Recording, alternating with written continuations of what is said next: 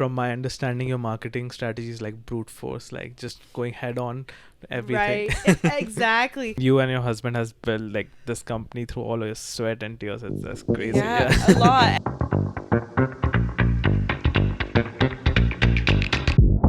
Hey everyone, welcome to the Ganjha show. Our guest for today is Jen Meyers. She's the co-founder and CEO of Zelka Limited, which owns Mana Cannabis. And welcome to the show, Jen. Thanks. Thank you.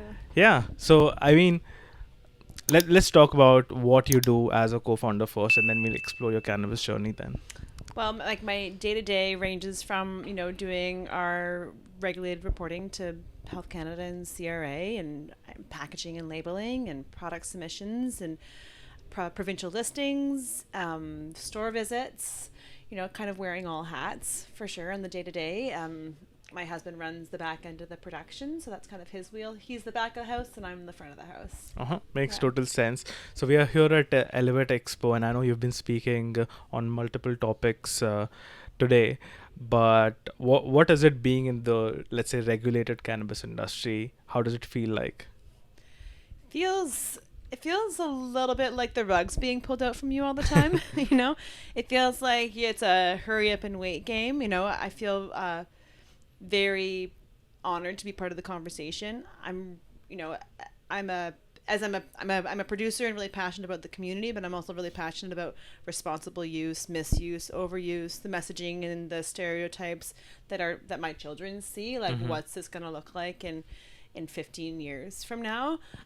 We come from the before time culture, and so I'm very protective of that culture and those people. And I guess when legalization first got wind of it, and you were seeing the level of companies that were coming on stage with the dollar values behind them, and you weren't seeing the community represented in those companies, I really need to be part of the conversation. I really want to be part of that, like, outward facing community.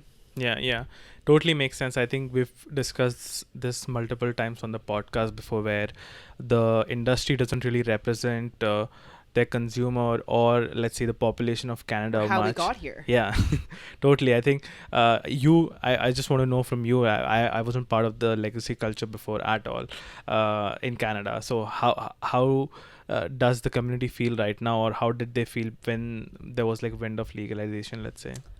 Well, I don't think, like, it wasn't meant for people. It didn't seem like it was built for people to cross over. The barrier to entry is so high, and the regulations weren't. It's a problem with the regulations and less with the people, right? Yeah. There are a lot of growers who are, medical growers, ACMPR growers, communities that were developed and funded, like multi-generational growers, that really advocated for legalization, and the new regulatory framework it wasn't friendly for them, and still isn't friendly for them.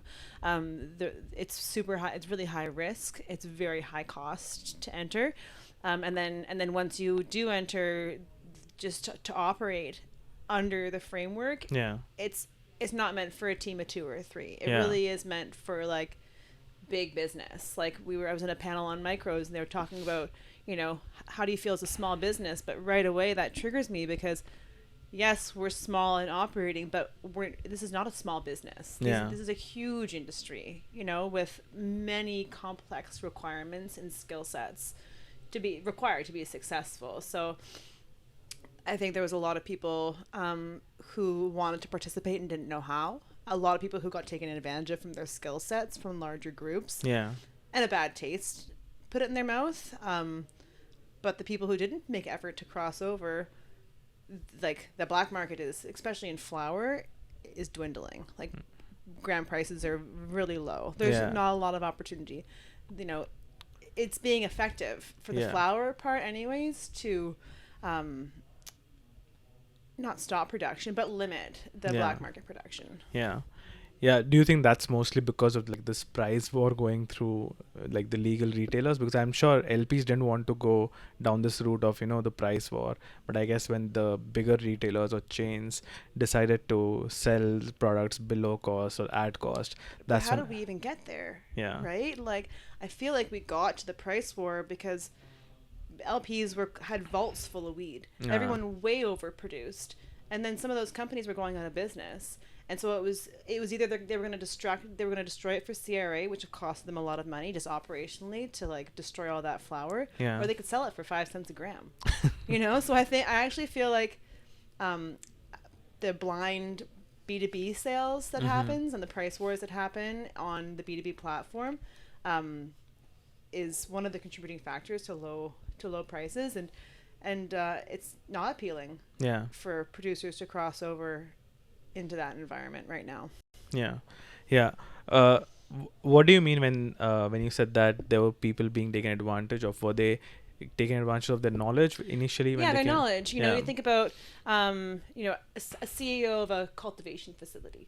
If you think about the skill set that it takes to grow high quality product, you almost think that the most valuable person in that company should be the master grower, right? It should be that team on the ground, that knowledge set.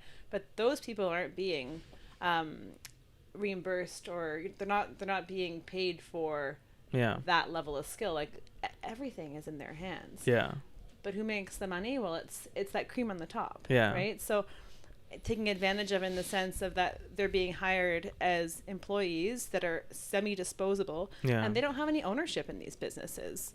Like we are seeing, like obviously now we are seeing a shift in those people, the microprocessors and even like smaller LPs where the master growers are the owners, or it's a very tight-knit team. But that was not how this started off. I mean, you would think for someone who's, for example, a farmer who's making all of this should be the one owning the business, or part of the business, right? Right. And like they are the quality offer for their company, But, exactly. But they're not. They're seen as disposable. I mean, when we talk about just running a micro LP, first of all, what is a micro LP? I know there's multiple definitions. There's some legal definitions, but right. So the legal definition is under the 600 kilograms of dry flower equivalency. The square footage of canopy size as well. But for me, it falls down to like how you operate your business and the values that you hold. Like we're owner operated. So we see everything. We touch everything. I know all the parts of my business. That is the case with some smaller LPs as well. They operate on those scales. But I feel like it's a passion. It's that handcraft touch to a product. Intimacy too. Makes sense. Have you seen that I'm not sure as much as consumer, because I used to work in retail, and I know consumers don't really care as much about, like 90% consumers don't really care about where their products come from. So have you seen that level of acceptance for micro LPs from, let's say, the retailers or the bud tenders? You feel they give you much more love as compared to larger LPs? They do, and especially when you go into store, like they're really excited that you're an owner going into a store. But I think from a cash flow perspective, it's hard for them to always invest in you because your gram prices are higher. You're generally not selling things at a loss.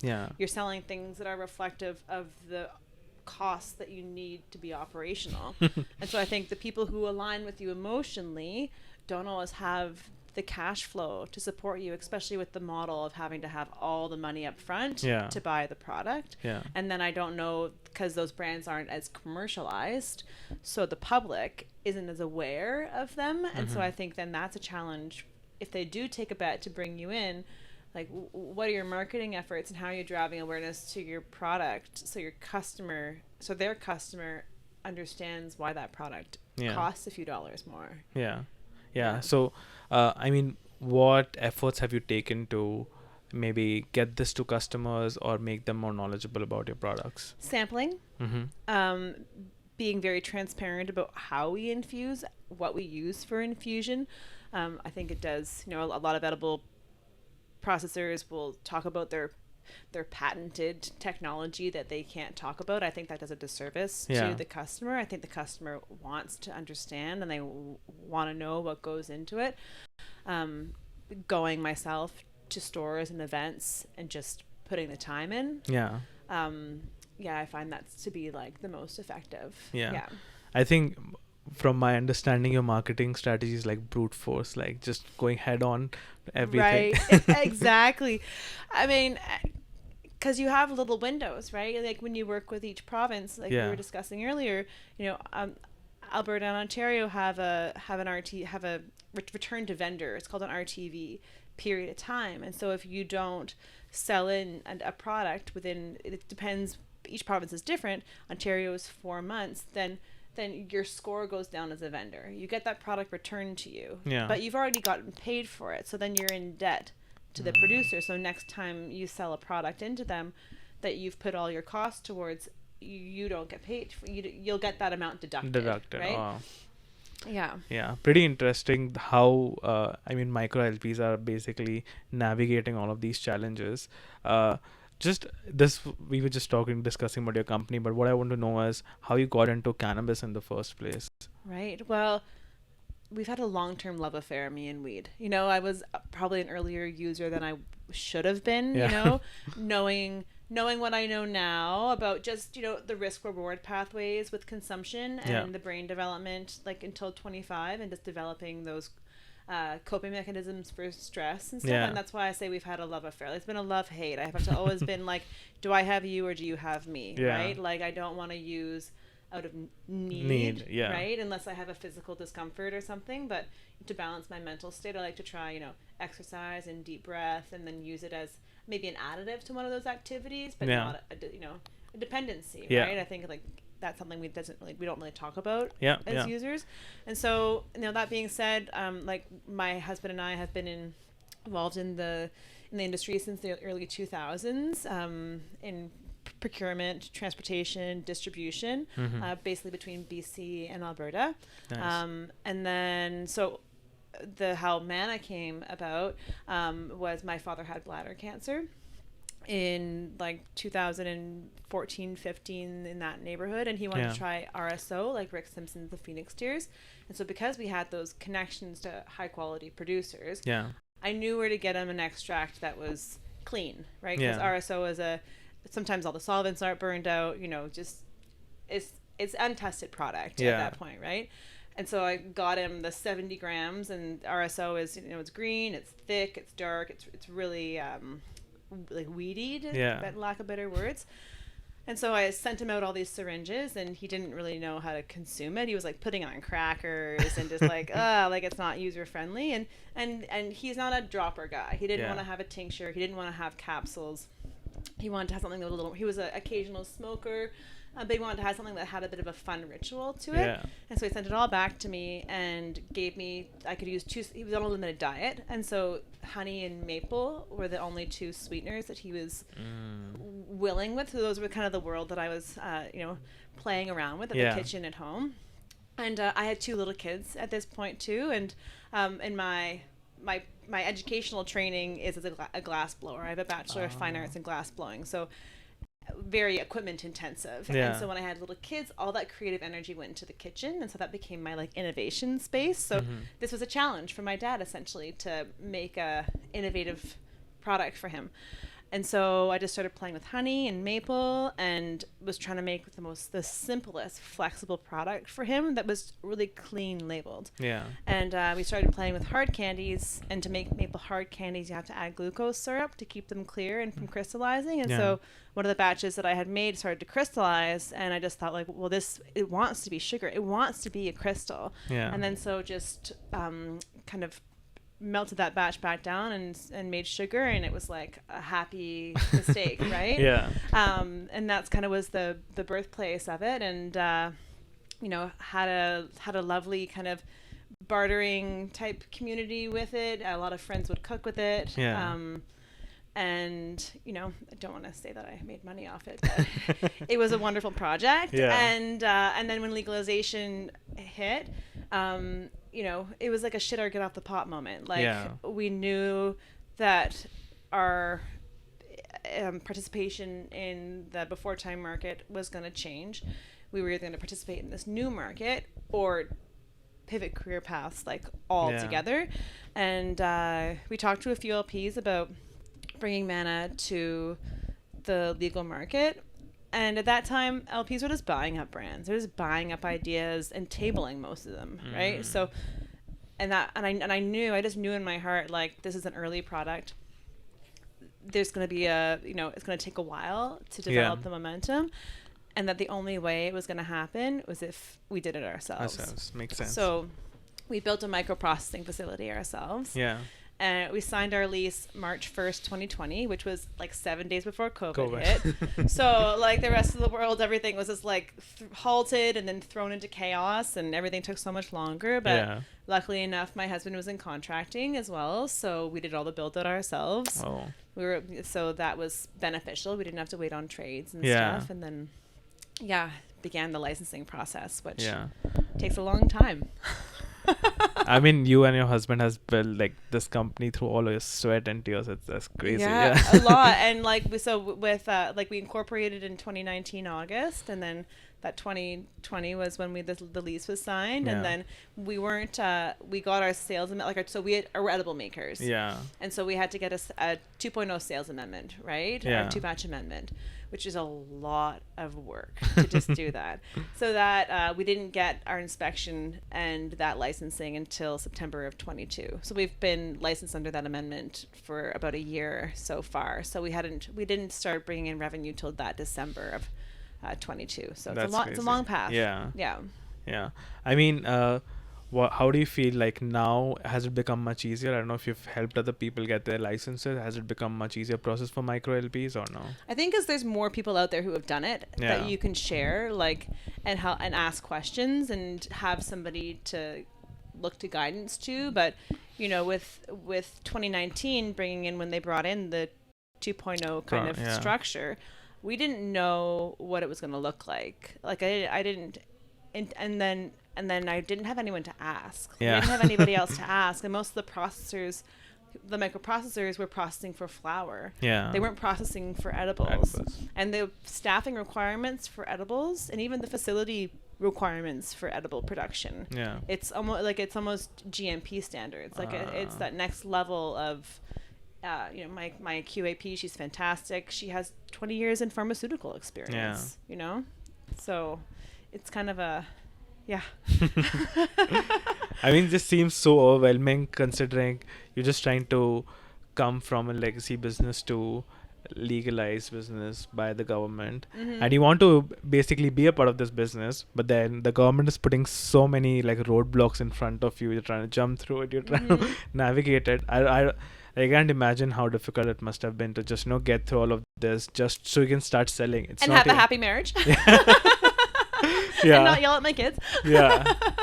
No, but so I sit on the board of directors of the Canadian Cannabis Council. I'm their micro producer representative on the board, and so I feel very grateful to be part of a community where I can help the advocacy and help with drive awareness into the specific challenges of the micro, because I think they're very unique. Yeah. And the government actually they're receptive. Like, they're quite receptive. When big business tells them they're having challenges, they kind of roll their eyes. Yeah.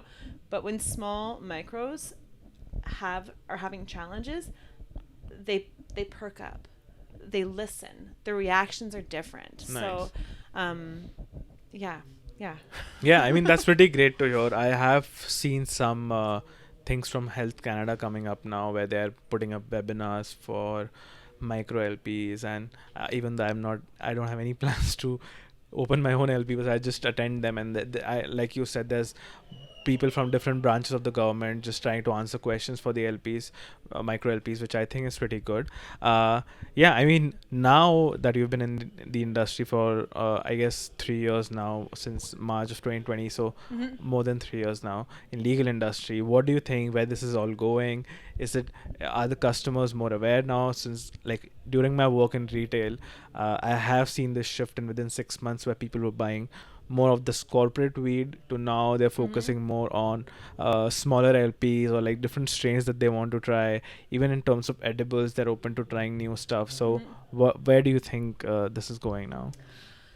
Well, I think that we're in a better position, like you said, than we were a few, at the beginning. Yeah. I think consumers still purchase on price. Yeah. we have a long way to go. I know I'm in edibles and like the black market rules. Yeah. And the black market rules, because our allowable limits per package are so low. Yeah. Like my package costs more than my active ingredient. Makes sense. That feels backwards to me. You know, I'm not able to offer my customer value at this point. So I hope we see some policy changes in the next 2 years, and I think that'll really help my perspective on that category specifically, you know? Yeah. I think this is the biggest regulatory change that people are waiting on, is the edibles limit, because I was in California like a couple of months ago, and it's also a very discount market like Ontario and Alberta because of oversupply, obviously. But you could get a pack of 100 milligram of edibles. It's still 10 milligram per gummy, but per package it's 100 milligram for $12. Like imagine that, and as compared to what are you getting here in Canada is, because the cost of those doses is probably 10 cents, you know, or less, right, depending on the quality of ingredients that you have in that product. Those packages are like 35 cents. If you think about, you know, I'm talking raw costs, not like the operating costs on top, but if you think about, it's debilitating. Just like having your packaging more expensive than the product inside it is just a bit, I guess it feels counterintuitive though. It does, you know. I think water is one of those things that way. If you go FMCG, you can buy the plastic bottles are more expensive than the water, and the processing and recycling those bottles too, right? Totally. Do you still think edible would be a much bigger market, obviously, once the edible limit goes away? But do you think it'll be way bigger market, like let's say 10% of the total share, or it'll just help bring those people over here and then it'll still be a smaller share? I think it would, I could see it being 10 times bigger than it is right now. Okay. Yeah, and I think that it would get rid of it would help get rid of the black market. Like about it would, the goal is always leveling the playing field. Like that's the language that Health Canada uses with why they put legalization forward. The edibles category is the one where they are not succeeding, and public safety is another reason that another lens that they view the industry, the regulations through. Part of the big challenge that I have with that position and their current position on edibles is no one extracts their good weed. No one takes their weed that burns clean, that doesn't have mold, that doesn't have bugs, and in the black market, and turns it into extract. That weed is moldy. It's full of metals because it wasn't flushed properly. It has pesticides, or you know, it has contaminants in it. And then when you extract it, you're concentrating all those elements. And so when we read these adverse event reports from children who are getting into edibles, they're getting into black market edibles. Their adverse events are from the contamination and from these poisons that are in concentrated forms. I mean, let alone the conditions of the kitchen and the hygienic practices of the team that are making the products. Totally. I think that's one of the bigger problems, right? That there's no regulations in the legacy market. People are doing as things that they were doing before or whatever, and edibles, I guess, is the only category, like you said, is where there has been no innovation, or there hasn't been enough uptake from the general public. Even though I saw so many people buy 5-10 milligram edibles, but those people were mostly who did not have a lot of experience with edibles. New users. So you would never see an experienced consumer. I did see a lot of experienced smokers come in and make fun of our edibles and beverages. But I think the next question would definitely be, what do you think about the ban on Edison jolts from Health Canada? Well, the jolts, I think were a fine product, and they should have kept them. The lozenges, I think that was a bad move on their part, and like Organigram got that. Reverse is the wrong language. I forget there's a term that they put it to the. I think it was a stay order. Thank you. The chewable extracts that have come on the market, I like that it's pushing the boundaries, but the oleofructose, like those fibers that are the sweetening agent in those products, are non-digestible. And so I don't know if you've heard anybody who like ate a bag and then runs to the bathroom. Like, so in a way, like, Health Canada is forcing producers to make subpar products with subpar ingredients for consumers. Like, it's, again, counteractive to their goal of public safety. Yeah. That being said, I know they're like the big mother, right? Yeah. I view them. I think about, how I feel about the regulations and how I keep myself from being frustrated, because that's not a productive state to be in.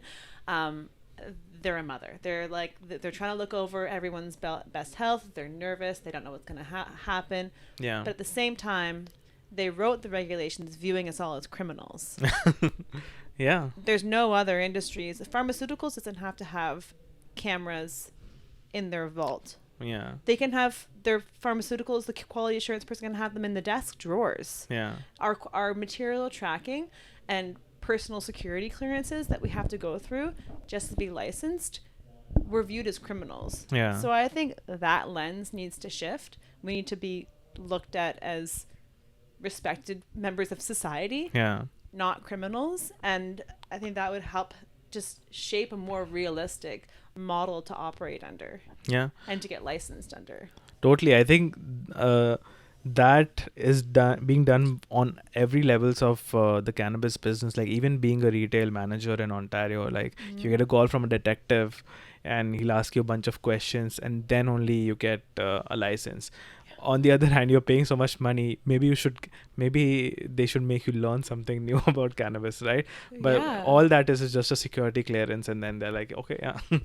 And in Alberta, you have to go through you have to have a cannabis representative designation to be able to sell there, and they go through a personal 5-year financial due diligence on you. So Health Canada's federal security clearance isn't enough. They want to do another dive into it. So I don't know any other industry that gets that type of scrutinized, and then at the same time isn't supported through any kind of like funding or granting programs from the government. You know, a lot of even the agricultural grants that are available don't apply to our sector. So I mean, even look at the banking, right? Like the lack of just the challenges you have to just operate as a business. Yeah, the banks won't take you. The ones who do have very different rules. Like, I think this one rule they have is you have to be at the bank for a whole year before you start doing direct deposits for your employees for some reason. Right. So and every province is different too, right? Yeah. Like, actually in Alberta, we're lucky to have the Alberta Treasury branch. They were the first bank in Alberta to accept cannabis customers with little stigma. So yeah, so it was good to put a positive note in there sometimes, you know. Like, I think so. I think we started this whole podcast with a great positive note, but I think just with how industry is going on, there has to be some kind of negative note in there, because we say cannabis moves really fast, but I think that's just the trends with consumers. But in terms of regulations, slow. It's super slow. Policy is slow, and the challenges are real. Yeah, I know it's real, and it's people's everything on the line, you know, because people who go into it with their personal, you know, finances and passion, they believe, you know, like they truly, truly believe, and the plant has connected and benefited them in so many ways that they're compelled to move into this unknown landscape. Yeah, totally. I think I was just discussing in the earlier podcast that I don't think anybody is coming to cannabis for money anymore. No, not at all, right? And that's not why we came over. It wasn't to make a buck. It really was to represent the community, be part of the conversation. And like I said, like, I care so much about what those future generations are going to hear about use. Yeah. Like, I feel that it's producers' responsibilities to talk about overuse, misuse, dependence. No one's doing it. Yeah. No one's saying don't use my product every day. You know? Yeah. I don't think anyone would say it publicly, because obviously it may be junk food. They still want you to eat it every day. Foot. Exactly. Yeah. Yeah, but I think one big thing is, I think as an industry we always shy away from is we always rebuttal the fact that cannabis is not addictive, but it's very like It's habit dependence. forming. Yeah, exactly. Just as sugar is, just as a glass of wine is, just as like any coffee is. Yeah. You know, like for as humans, we have habits. Habits, yeah. Right. And so maybe it's not so much as cannabis's fault as our fault. But, Yeah. you know. It is definitely. And there's worse things that could be your daily habit for sure. Yeah. And maybe it's just as much as like pivoting in the modes you consume and changing like time of day and different types of consumption and making consumption mindful and, you know, just having that type of dialogue. Yeah. You know? Yeah. Yeah, but the good thing though is I think I've had 2 podcasts today, one with someone else and one with you, and both of you have just said the same thing as like you've changed the way you're consuming cannabis now, which is we're at least self-aware as people working in the industry to, you know, understand that we are doing something either wrong or we should be doing something much better. Yeah. Great. Thank you so much, Jen, for coming on the podcast. You have a great, amazing story, and I hope Mana is like as successful as can be. Yeah. Thank you, Vipin. I appreciate you expressing interest in our story. Yeah. Thank you.